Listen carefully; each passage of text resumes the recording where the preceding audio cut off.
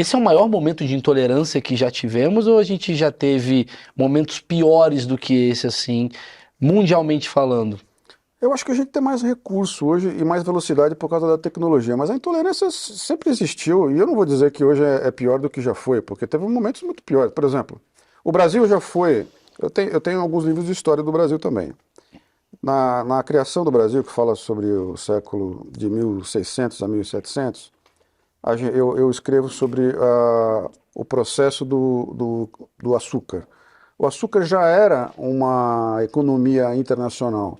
Ele era um produto feito em série, só que com trabalho escravo em vez do assalariado. E você tinha a escravização do negro. Isso é intolerância. Sim. Você tinha, dá para dizer, hoje o trabalho escravo é exceção no mundo ocidental. Mas já foi tônica, Então né? dá para dizer que o mundo de hoje é pior do que o mundo que escravizava o negro para fazer açúcar, para exportar açúcar do Brasil para o mundo inteiro, que foi o período que o Brasil era vanguarda na economia e era talvez um dos lugares, Portugal é um dos países mais ricos do mundo Concordo, entendo. nessa época. Então, Nazismo mesmo? o nazismo foi um período de grande pobreza e de grande intolerância. Se você tivemos- retroceder ainda mais na história, você vai ver coisas muito piores. Se você olhar para a sociedade de castas na Índia, antiga, é um negócio muito pior. Sim. Então eu não diria que a gente está no pior momento do mundo. O que a gente tem é desafios novos e talvez numa escala muito maior, porque o mundo hoje tem muito mais gente, né? Então, no tempo lá do açúcar, não tinha tanta gente no mundo. Agora nós temos 8 bilhões de pessoas no planeta para alimentar. Mas será que estamos encaminhando para ir para esse período, digamos, de ser um dos lugares mais intolerantes da história? O Brasil, Não o Brasil, o mundo mesmo. Você acha que... o Brasil é especialmente sujeito a essas coisas por causa da instabilidade institucional que a gente tem, né? Então, um país assim mais estável, por exemplo, a Alemanha, que faz projetos de longo prazo, que um governo sucede o outro, com diferenças, mas mantém as linhas gerais, tende a sofrer menos abalos. Agora, como esse processo, respondendo a sua pergunta, ele é internacionalizado e ele está generalizado, né? Acho que a gente vai precisar realmente de soluções negociadas globalmente. E para isso seria bom a gente ter uma liderança no Brasil que não apenas entenda o processo interno, como tem essa visão de macro, que a gente não vai resolver sozinho. Mas então a gente tá fudido, Maurício. Porque pensa comigo, hoje a gente tem dois candidatos que promovem intolerância, correto? Um fala mal do outro. Promovem. Não existe um candidato falar, pô, vamos trocar uma ideia para resolver o Brasil? Não. Não existe. Na minha visão, não. É o que a gente tá vendo em pesquisa e tudo mais. E aí, eu não sei, a gente fica meio que perdido nessa guerra, não tem muito espaço pro cara abrir abrir um PowerPoint para mostrar, ó, se a gente ajustar os juros, porque ninguém quer escutar, porque tá todo mundo gritando e brigando. Que não importa o que você faça. Eu não vejo muito se você futuro, é de um lado, assim, eu não sou muito otimista, eu diria. Você nunca foi, né?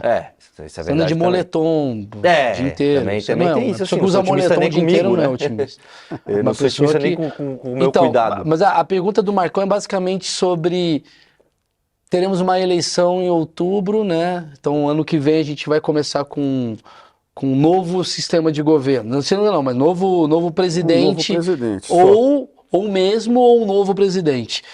A gente vai estar intolerante ainda, porque se é de um lado ou de outro, me dá a impressão que vai ser sempre um grupo contra outro grupo.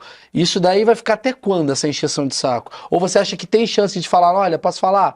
Não, pode ser que acabe, se for um candidato ou outro. Olha, eu conheço bastante gente próxima do governo, ou gente que tinha, empresários mesmo, que tinham certas expectativas sobre esse governo. Acreditava-se que o governo tenderia um pouco mais para o centro, porque assim, o presidente, ele é presidente de todo mundo, Sim. né? Da direita, da esquerda, do centro, de cima, abaixo, enfim. Então, normalmente quando você assume o governo, você tende a baixar um pouco a bola do seu discurso para que você possa governar melhor e de um jeito coletivo, como a sociedade precisa. Mas o que a gente tem visto é o contrário, né?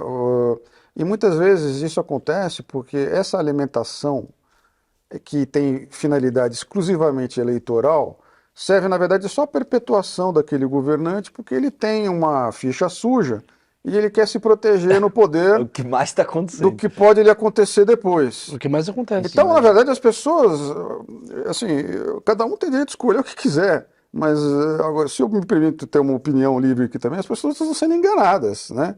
Quer dizer, tem alguém limpando a própria barra às custas do voto do povo.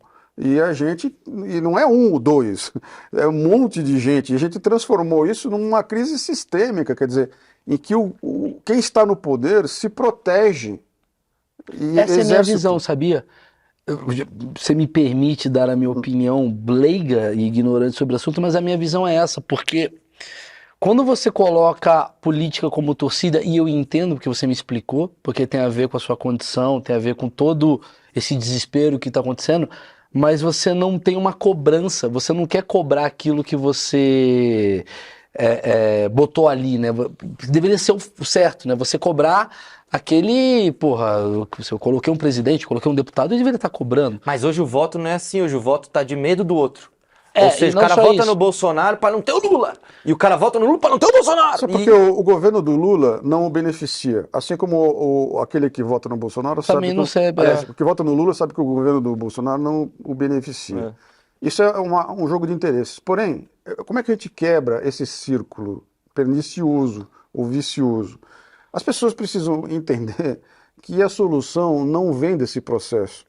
A gente precisa sair um pouquinho do problema, é isso que eu tento fazer com o livro. É um pouco difícil, porque está todo mundo tão envolvido na briga que ninguém quer escutar. Quando tem duas pessoas trocando porrada na calçada, nenhuma quer ouvir a palavra Quer ver a porrada. do bom senso, que ela quer ver o que acontece, né? E vai até o fim. Então, o problema é que todo mundo sai machucado dessa história e ninguém sai ganhando.